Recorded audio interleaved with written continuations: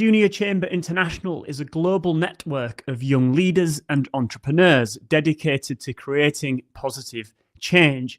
Anirudh Sistla is the 2026 champion of its Sustainability Commission, leading global initiatives that empower young people to advance sustainable development through learning, advocacy, and much-needed action. A sustainability advocate, entrepreneur, and international trainer, he has worked with youth leaders and organisations across the globe to advance sustainability, strengthen that all-important youth engagement, and accelerate action towards the Sustainable Development Goals. Please join me in welcoming Anirudh. Over to you. Thank you so much, Dr. Tim. Hello, everyone joining us today for this event of RELX SDG Inspiration Day 2026. Likely introduced, I'm Anirudh Sistla from JCI, currently serving as the chairperson for the JCI Sustainability Commission. Today's session, we will explore how young leaders are advancing climate action and accelerating programs towards the Sustainable Development Goals through advocacy, education, community engagement, and international collaboration.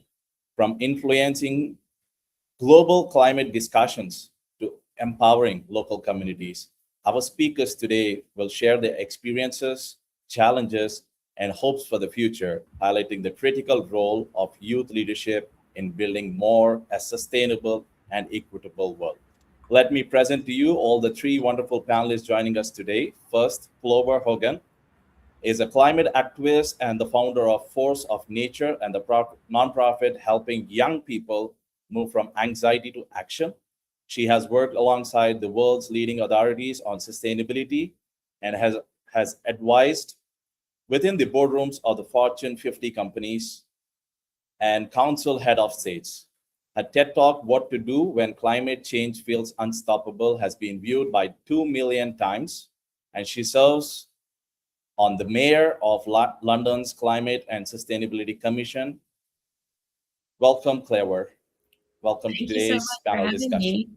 Thank you. Fantastic. Next, we have Megi Marku. Megi is a climate expert and a water engineer with degrees in hydrotechnical engineering from the Polytechnic University of Tirana. She currently works in the water utility sector and has contributed to the international initiatives on water, climate, sustainable development, and including the World Bank, with the World Bank and the Global Commission on the Economics of Water. Megi serves as a water champion for the Protect All Water Initiative and is a founding member of Young Waters Professionals Albania. She currently serves as a global focal point of YOUNGO, the official children and youth constituency of the UNFCCC, advancing the youth engagement in international climate policy process. Welcome, Megi. Thank you for having me, Anirudh. Thank you so much. Next, we have Sitanya. Timothy is a passionate young youth media advocate with UNICEF Zambia and the global focal point of YOUNGO, using storytelling to champion climate action. As young partner of the Zambia Environmental Justice Coalition and executive director of the Elevate Zambia, he's dedicated to empowering youth and driving sustainable development. Welcome on board, Timothy. Thank you very much. Right. I'm really happy to be joining you all here. Perfect. Thank you so much. Thank you. Without further ado, with this wonderful panelists, let's jump into the panel discussion. My first question is for Megi. You have been deeply involved in the action of climate empowerment. For those who are unfamiliar with it, why is ACE so important, and what impact can education, public participation, and empowerment have on climate outcomes? Thank you so much. It's great to be here with all of you. And ACE is something that really needs to get its own spotlight and to make sure that the general public gets to know more about it. So Action for Climate Empowerment is important because it recognizes that climate action is not only about policies and technologies, it is also about people. For those of you who may not know, ACE is anchored in both the UN Framework Climate Convention on Climate Change and the Paris Agreement. The overarching goal of ACE is to empower all members of society to participate in climate protection through education and training, public information, public participation, access to information, and international cooperation. And now all these 6 elements are crucial when it comes to how we collectively respond to climate change. In this way, ACE aims to empower youth, individuals, and communities to be part of climate solutions. And through my involvement in ACE, I have seen that when people understand climate challenges and feel included in decision making, they are much more likely to take meaningful actions. And I think this is how also it works with passion, how passion is created. When you learn more about something, you feel more inspired to get involved or even contribute for improving it and leave your mark also in what we're talking about. In this case, when it comes to the broader discussion of sustainable development and the health and well-being of the world. Education, in this case, helps build knowledge and skills, while public participation makes sure that climate policies reflect the need and realities of communities. Empowerment gives young people, women, and local actors the confidence and opportunity to contribute to change. In my personal experience, ACE has shown me the value of creating spaces where people feel heard and informed. And I believe that some of the most effective climate solutions emerge when communities are empowered to participate, share their experience, and help shape the decisions that affect their future. Thank you, Megi. I really love how you've sentenced it, saying that climate action is not just about policy, but it's about the people, and it's a collective action that is required to achieve our dreams. That is regarding to the climate action. Thank you so much for your response. Next up, as a question for Timothy, you've been actively involved with the YOUNGO, the official youth constituency of the UN climate process.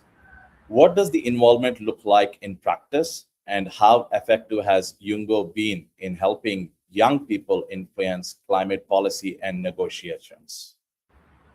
Thank you very much, Anirudh. So generally, to understand the broader aspect of engagements or climate negotiations in YOUNGO is that I would give a description or a brief summary of what YOUNGO is. And we said YOUNGO is the official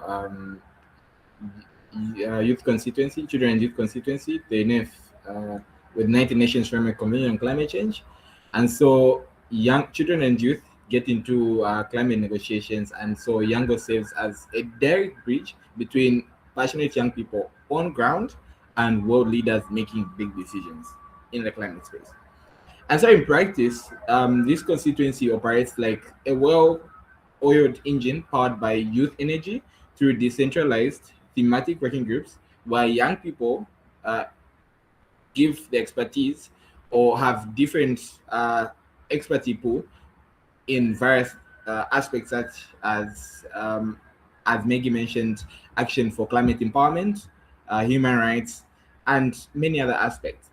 So to ensure we represent young people, like to ensure that we represent everyone well, we build from the ground up to the highest level. And so from the ground, we start with the LCOYs, which are the local conference of youth. Then we scale up to the regional conference of youth, then culminating into the conference of youth, which is done before the before COP, or the conference of parties. So through this pipeline, we collect policy demands of thousands of young people into a single and powerful document called the Global Youth Statement. And so this process is incredibly effective because it ensures that we aren't protesting outside the venue anymore today, but YOUNGO helps young people to get into the negotiation rooms, handing out statements to the UN leaders, to the government officials, or let's just say the parties themselves are the people in the room of negotiations. And we sit face to face with government writing local realities into global policies. Thank you, Timothy. I really, today the young people, they wanted to take action and they wanted to lead. And that is where I believe YOUNGO is giving an opportunity for these young people to also not just act, but also be represented in those big discussions especially for the policy as well. Thank you so much for those responses. And next up, over to Clover. Clover, the question is, climate movements are operating in an era of rising authoritarianism, media concentration, and disinformation. How does that change the strategy? Yeah, it's a big question.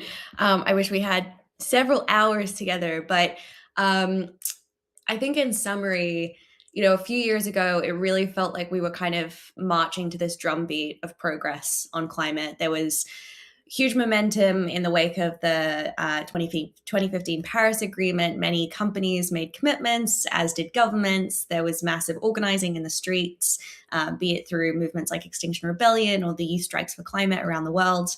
And yet, over the past few years, we've seen a very rapid kind of regression in a lot of those climate commitments. I think many governments as well made commitments that were so far into the future that they required no immediate action or planning. And so even in spite of all of that, supposed progress, when we actually look at the direction of emissions, when we look at the direction of biodiversity loss, we're not even really necessarily slowing down. When we ultimately need to be turning away from the cliff, we need to be turning in the opposite direction. And I think partly why we're in this position and why progress is stalled is because many of the solutions that were kind of at the heart of climate discourse, whether it was carbon offsetting schemes or distant net zero commitments or ESG, I think so many of them failed to ultimately interrogate systems of power. And today, we are not just facing climate, we're facing rising authoritarianism, increasing inequality. The fact that we now have 12 individuals, 12 people who own the same wealth as half of humanity, 12 people who own the same as more than 4 billion people on the planet. Like, that is just completely absurd. 9 of those 12 are, tech CEOs, tech founders.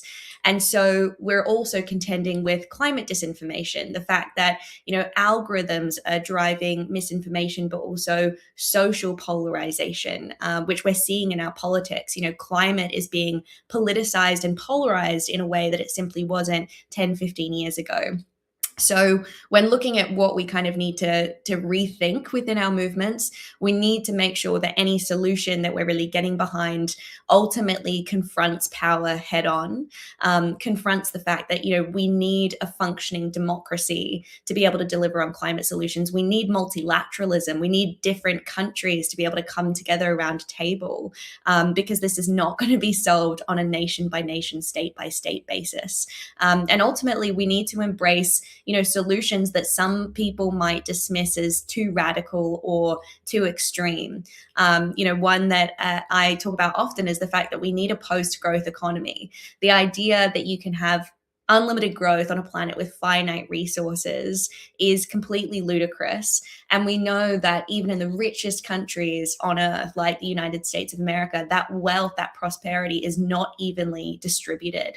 A country's GDP does not directly translate to the well-being of its population. So we need to be much more kind of bold and transformative in the solutions that we're putting forward, and remind people that it's not radical to have political systems that actually serve people, to get big money out of politics, to prioritize nature, because without nature, we don't have functioning, communities, and to make sure that in pursuing climate solutions, we're focusing on climate justice, we're focusing on uplifting the most vulnerable communities who are already living through the impacts of climate change. And we're not just talking about them, we're really centering them in the way that we're leading solutions and in the decisions that are being made. And obviously a huge part of that is ensuring that young people who are ultimately going to inherit the consequences of the decisions we make are not just being handed the microphone, but are at the decision-making table as well.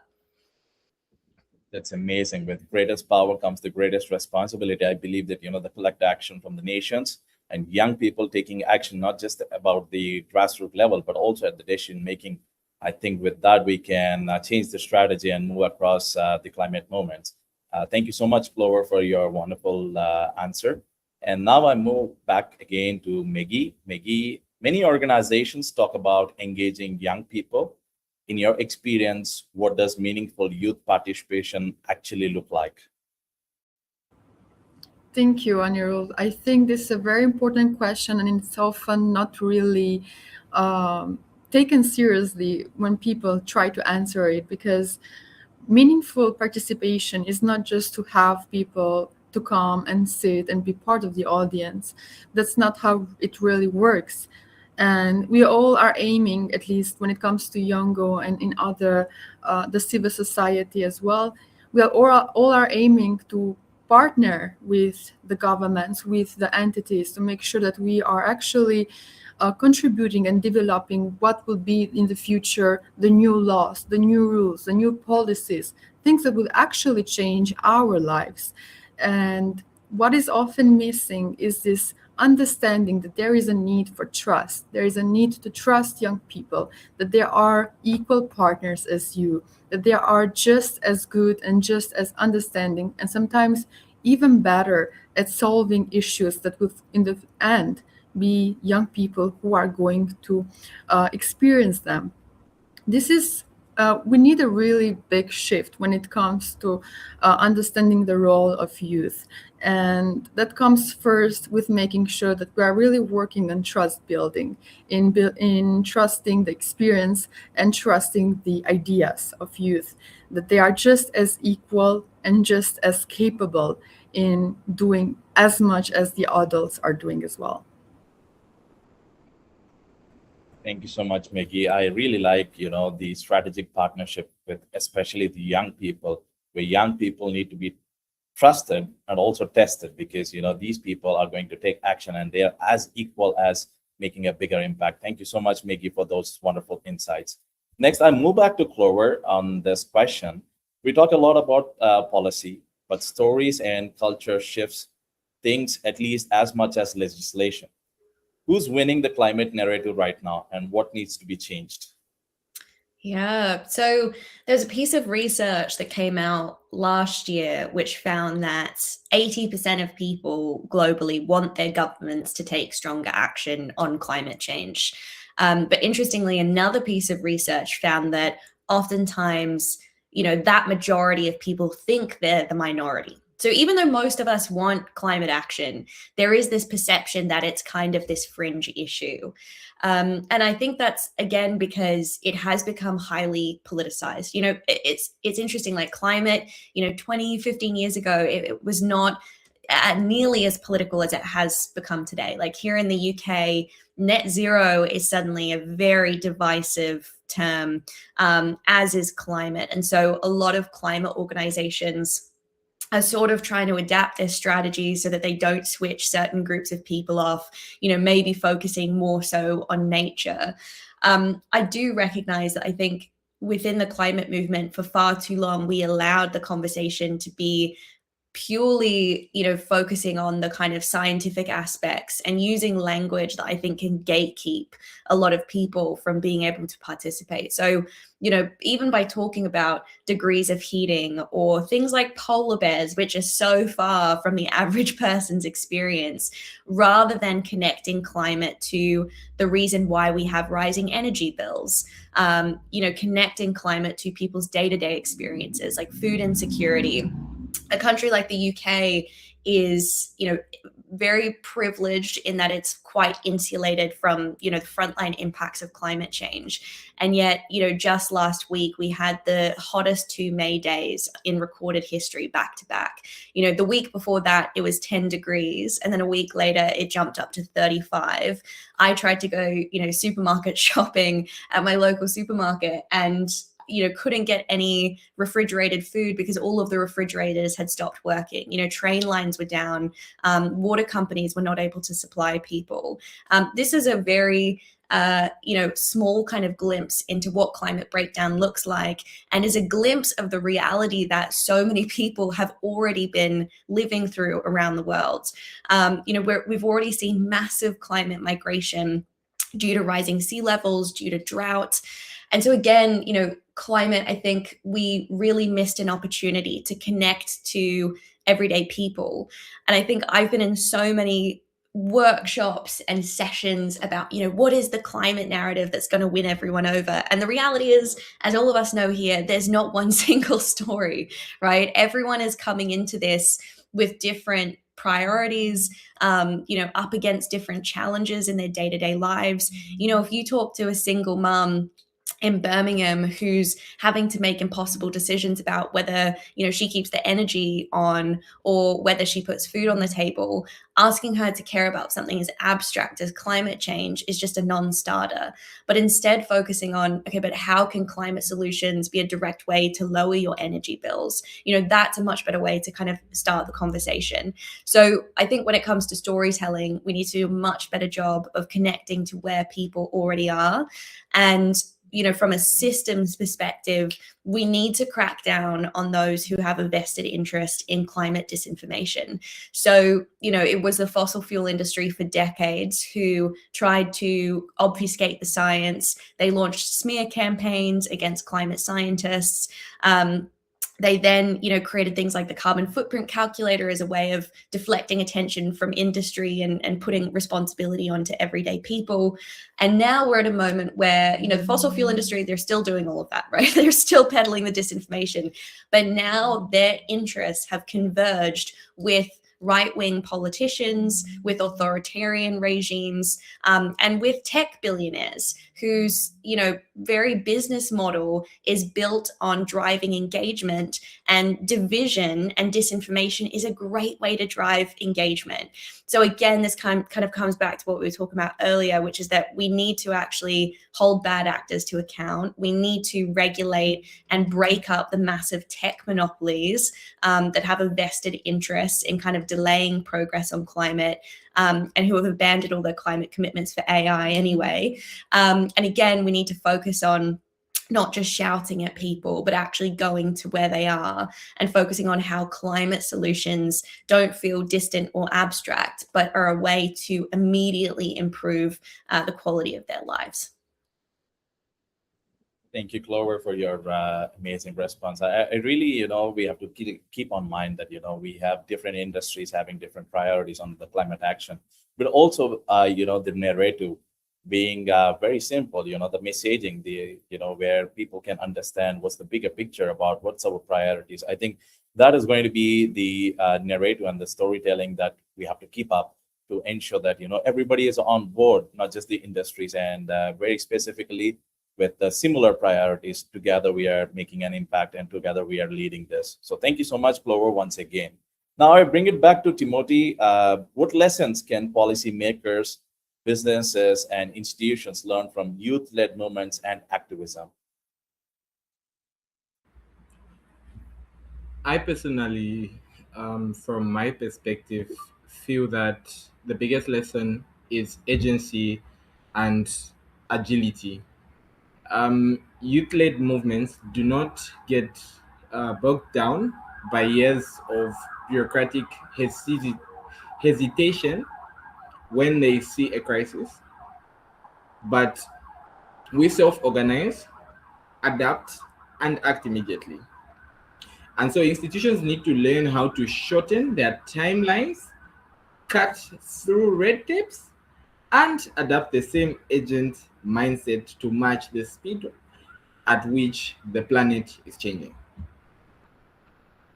Thank you so much, Timothy. I really like, how we have, how you have mentioned specifically about the key term about act. So adaptation is on one part end, but also taking an action to act immediately is, something that comes with the agility. So thank you so much for your response. And keeping a view on the time, we are moving on to the final question to all the three panelists. So maybe we can start with Megi and then move on to Clover, and finally with Timothy to wrap up this. What is your hope for climate action over the next 5 years, starting with Megi? Thank you so much. I think my biggest hope is recognizing that young people can actually shape the future of climate action. And we really struggle with tokenism. We really struggle with greenwashing. And we often face that in our day-to-day engagements. And we want that to change, but it's often not the case because we need countries to be more collaborative with us. We need governments to make sure that young people are part of their government delegations, to make sure that they can have a say and shape the current agendas. And we are living currently in an era of a lot of disturbance where everybody doesn't feel aligned with one another. And I hope in 5 years we can try to align when it comes to climate action, because time is ticking and it's not waiting for us. That was everything that Megi just said. And I think to that point, so often when we go to climate conferences, it feels like a bit of a reunion because you see so many familiar faces, and that's really nice. But I would love to see some more faces as well. We can't afford to rely on a small minority of people being activated. We really need to mobilize, a large tent. Like, we need to mobilize diverse groups of people, faith groups and schools and local businesses and, local policymakers. So I'm excited by the prospect of that kind of grassroots organizing, motivating people to get engaged and enabling people to really take agency back upon themselves. Because I think it's so easy, after a quick scroll on social media, to feel really powerless and really despairing, because it's not just climate, it's everything else we've discussed today. But remembering just how much power we do in fact have when we come together in collective in our communities and also in solidarity across borders. There is so much that we are capable of changing. So that is sincerely what I hope to see over the next 5 years.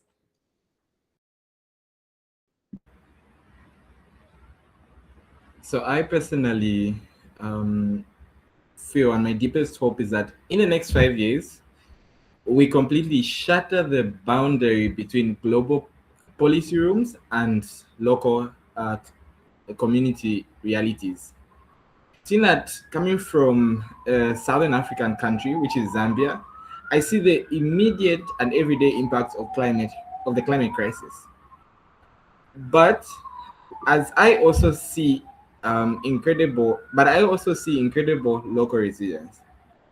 Through my work with the UN Youth Media Hub and YOUNGO, I want to see a world where ambitions laid out by young people, like in the global statement, and not just things that would read and upload, but automatically adopted as mandatory guidelines for national laws.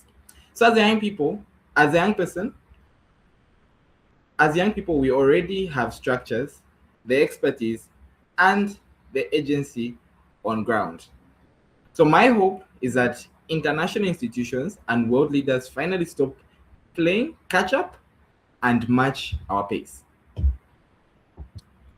Thank you so much for those amazing responses. Over the 5 next years, we have a dream, we have a vision, but we also have action. Thank you so much to our panelists joining us today. We have Clover Hogan, Megi Marku, and Timothy. Thank you so much for everyone joining us around the world for this important conversation. And today's discussion has reminded us that young people are not just simply the leaders of tomorrow, but they are the leaders today. Through advocacy, to collaboration, innovation, and action, young people are ready to help shaping a more sustainable and equitable future. On behalf of the RELX SDG Inspiration Day, please stay tuned for the rest of the program. And now I bring it back to our host, Dr. Tim Gregory. Thank you so much.